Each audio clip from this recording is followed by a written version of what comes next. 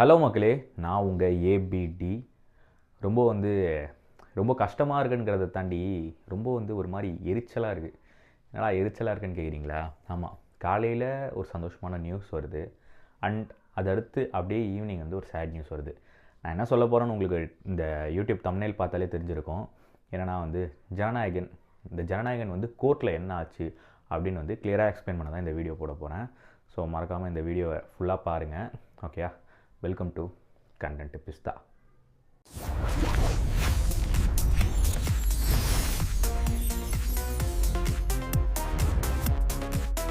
Coming to the point, என்ன ஆகுதுன்னா 2 நாள் முன்னால் ஜஸ்டிஸ் பிடி ஆஷா என்ன சொல்கிறாங்க, நான் இந்த கேஸை ஃப்ரைடே மார்னிங் விசாரிக்கிறேன் அப்படின்னு சொல்லிட்டு இதுக்கான ஜட்ஜ்மெண்ட்டோ இல்லை என்ன ரிசல்ட்டோ நான் சொல்கிறேன் அப்படின்னு சொல்லிட்டு சொல்லியிருக்காங்க. ஸோ அதை ஃபாலோ பண்ணி என்ன ஆகுது, இன்றைக்கி மார்னிங் கேஸ் கோர்ட்டுக்கு வந்திருக்கு. கேஸ் கோர்ட்டுக்கு வந்தோடனே 2 தரப்பு வாதத்தை எல்லாத்தையும் கேட்டுட்டு ஜஸ்டிஸ் ஆஷா என்ன சொல்கிறாங்க, இந்த மாதிரி சிபிஎஃப்சி சைட்லேருந்து பண்ணுறது ரொம்ப பெரிய தப்பு. இந்த மாதிரி 4 பேருக்கு பிடிச்சிருக்கு, ஒருத்தருக்கு பிடிக்கல, அந்த ஒருத்தர் கம்ப்ளைண்ட் எடுத்துகிட்டு வரலாம் அப்படின்னு சொல்லிட்டு எல்லா படத்துக்குமே நினச்சா அது ரொம்ப பெரிய தப்பு. அதனால் நீங்கள் என்ன பண்ணுறீங்க, முதல்ல யூஎஸ் சான்றிதழை ஜனநாயகன் டீமுக்கு உடனடியாக வழங்குங்க அப்படின்னு சொல்லிட்டு சொல்லியிருக்காங்க. இதை கேட்டுட்டு ஓகே அப்படின்னு சொல்லிட்டு இவங்க என்ன பண்ணுறாங்க, யூஎஸ் சான்றிதழ் வழங்காமல் இவங்க என்ன பண்ணுறாங்க, டைரெக்டாக அப்பீல் பண்ணுறாங்க. இது ஆல்ரெடி எக்ஸ்பெக்ட் பண்ணது தான். ஏன்னா ஒன்று நாங்கள் என்ன எக்ஸ்பெக்ட் பண்ணோம், சிபிஎஃப்சி அப்பீல் பண்ணுவாங்க, மேல்கோர்ட்டுக்கு அப்பீல் பண்ணுவாங்க, அதுக்கப்புறம் சுப்ரீம் கோர்ட் போவாங்க அப்படின்னு சொல்லிட்டு. மேல்கோர்ட்னா பெஞ்ச், இது பெஞ்சுக்கு மூவ் பண்ணியிருக்காங்க. பெஞ்ச்லேருந்து அடுத்து எதுக்கு வேணால் போகலாம். அந்த ஒரு கெஸ்ட்டில் தான் இருந்தோம். இவங்க அப்பீல் பண்ணியிருக்காங்க ஹைகோர்ட்டுக்கு. ஓகேங்களா? ஹைகோர்ட்டில் என்ன ஆகுதுன்னா 2:30க்கு நம்மளோட ஹியரிங். 2:30 ஹியரிங்க்கு யார் ஆஜராகிறா அப்படின்னு சொல்லிட்டு பார்த்தீங்கன்னா, இந்த இந்தியாவிலேயே ஒரு டாப் 2 டயரில் இருப்பாங்களே வக்கீல்லாம், அவங்க ஆஜராகிறாங்க. அவர் பேர் துஷார் மேத்தா. அவர் இந்தியாவிலேயே டாப் 2 டயரில் இருக்கக்கூடிய ஒரு அட்வொகேட். அவர் இந்த கேஸ்க்கு ஆஜராகணுமான்னு கேட்டால் இல்லை. ஆனால் அவரோட கேஸ் ஹிஸ்ட்ரியில் எடுத்து பார்த்தீங்கன்னா அதோட லெவலே வேறு. அவர் இந்த கேஸ்க்கு ஆஜராகிறாருங்கிற போதே உள்ளே ஏதோ ஒன்று இடிச்சுது. சரி ஓகே அப்படின்னு சொல்லிட்டு, சரி at the end of the day கோர்ட்டில் நம்ம சைட்லேயே இருக்காங்களே அப்படின்னு சொல்லிட்டு ஒரு ஸ்ட்ராங்காக இருந்தோம். பட் உள்ளே நடந்த சீனே வேறு. இந்த ஹியரிங் ஸ்டார்ட் பண்ணுறது யாருன்னு அப்படின்னு சொல்லிட்டு பார்த்தீங்கன்னா முகுல் ரோஹ்தாகி. அவர் தான் இந்த ஹியரிங் எடுத்து நடத்த போகிறாரு. ஸோ நம்ம சைட்லேருந்து அட்வொகேட்ஸ் ஆஜராகிருக்காங்க. அந்த சைட்லேருந்து அதை சொன்னல துஷார் மேத்தா, அவங்க தான் ஆஜராகிறாங்க. இந்த சைடில் இந்த சைடில் இருந்து இந்த பாயிண்ட்ஸ் எல்லாம் கேட்க ஜட்ஜ் உட்காராரு. எக்ஸாக்டாக என்ன இருக்குன்னு சொல்லணும்னா, உள்ளே கேஸ் ஸ்டார்ட் ஆகுது. கேஸ் கேட்க ஆரம்பிச்சிருக்காங்க.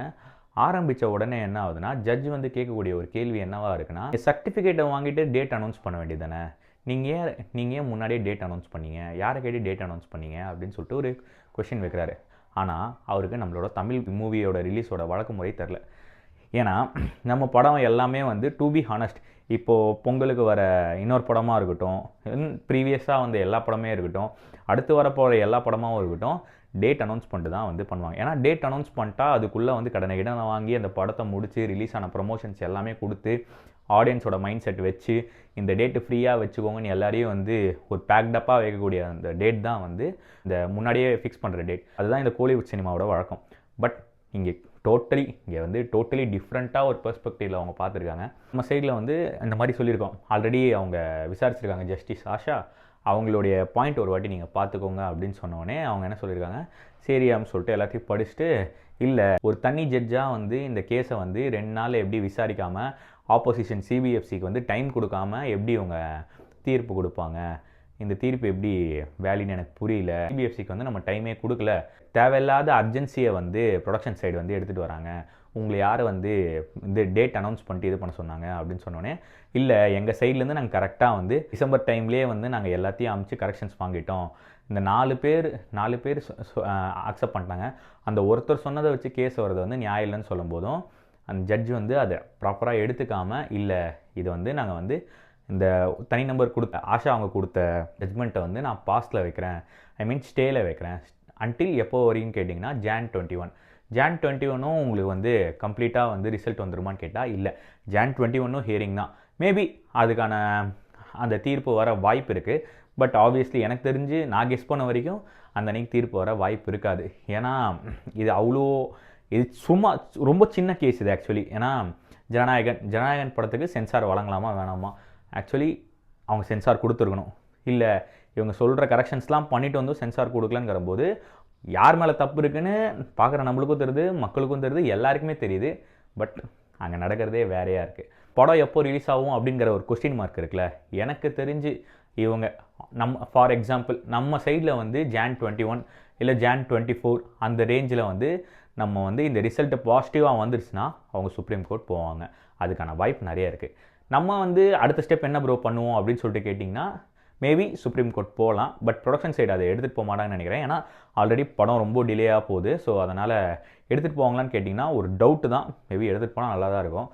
மேபி இந்த ஹைகோர்ட்டில் இப்போது கேஸ் இருக்குல்ல, இதையே வந்து கொஞ்சம் ஸ்பீடப் பண்ண சொல்லி ரிக்வஸ்ட் பண்ணலாம் அப்படிங்கிற ஒரு ஐடியா இருக்குது. மேபி இது என்னோட ஐடியா தான். இது எப்படி ஒர்க் அவுட் ஆகும்னு எனக்கு தெரில. இதெல்லாம் ஒரு கேல்குலேஷன் வச்சு பார்த்தாலே இந்த ஜானில் ரிலீஸ் ஆகுமான்னு கேட்டால் ஒரு டவுட்டு தான். மேபி ஃபெப் 20க்கு மேலே ரிலீஸ் ஆகலாம். அதுவே மார்ச் கிட்டலாம் போயிடுச்சுன்னா வந்து கோட் ஆஃப் கண்டக்ட் அப்படின்னு சொல்லிட்டு இந்த பொலிட்டிக்கல் கோட் ஆஃப் கண்டக்டில் வந்து அரசியல் சார்ந்த இதெல்லாம் வந்து கட் பண்ண சொல்லி படத்துக்கு இன்னும் கொஞ்சம் டிலே ஆகும். ஜனநாயகன் உள்ள அரசியல் இருக்கா, மேபி அரசியல் இருந்தால் படம் ரிலீஸ் ஆகிறதுக்கு சிக்கல் ரொம்பவே அதிகமாக இருக்குது. ஸோ இதெல்லாம் மனசில் வச்சுக்கிட்டு மேபி வேணும்னே டிலே பண்ணுறாங்களா, இல்லை வேணும்னு விஜய்க்காக பண்ணுறாங்களா அப்படின்னு சொல்லிட்டு கேட்டிங்கன்னா கொஷின் மார்க்காக தான் இருக்குது. நிறைய பேர் முட்டு கொடுக்கலாம், இந்த மாதிரி வந்து இதெல்லாம் நாங்கள் பண்ணல, சிபிஎஃப்சி வந்து ரூல்ஸ் வழியாக தான் போகிறாங்க அப்படின்னு சொல்லிட்டு. எனக்கு சிரிப்பாக தான் வருது. ஏன்னா பார்க்குற நம்மளுக்கும் தெரியும், பார்க்குற ஆடியன்ஸ்க்கும் தெரியும் அங்கே என்ன நடக்குது, எக்ஸாக்டாக என்ன நடக்குது. ஏன்னா டு பி ஹானஸ்ட் நம்ம ஒன்றும் இந்த பழைய 90s காலத்துலலாம் இல்லை. ஃபோன் இல்லாமல் வெறும் நியூஸ் பேப்பர் வச்சு என்ன நடக்குதுன்னு தெரிஞ்சுக்க. எல்லார் கையிலையும் ஃபோன் இருக்குது, எல்லா சைட்லேயுமே மீடியா இருக்காங்க. எல்லாத்தையும் எடுத்து ஆன் டு டேட் அப்டேட் பண்ணிகிட்டே தான் இருக்காங்க. அப்படி இருக்கும்போது எப்படி ஏமாற்ற முடியும் நம்மளை அப்படிங்கிற ஒரு கேள்வி தான் என் மைண்டுக்குள்ளே ஓடிட்டே இருக்குது. பார்ப்போம். ஹோப் ஜனநாயகனுக்கு இருக்கிற ஹோப் வந்து எப்போவுமே இருக்கும். பொங்கல் யூஸ்வலாக வந்து நல்லாவே ஜாலியாக பசங்கூடலாம் ஃபன்னாக தான் செலிப்ரேட் பண்ணுவேன்.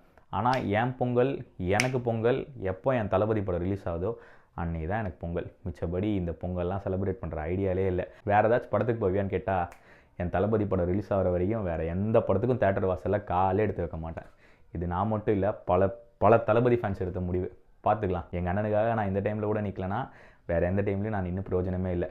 வி ஸ்டாண்ட் வித் யூ விஜய்னா, நான் ஒரு அணிலாம் நின்று பேசுகிறேன்னு வச்சுக்கிட்டிங்கன்னா அப்படியே நினச்சிக்கோங்கன்னா எனக்கு எந்த பிரச்சனையும் இல்லை. I stand with Vijay, I stand with Thalapathy.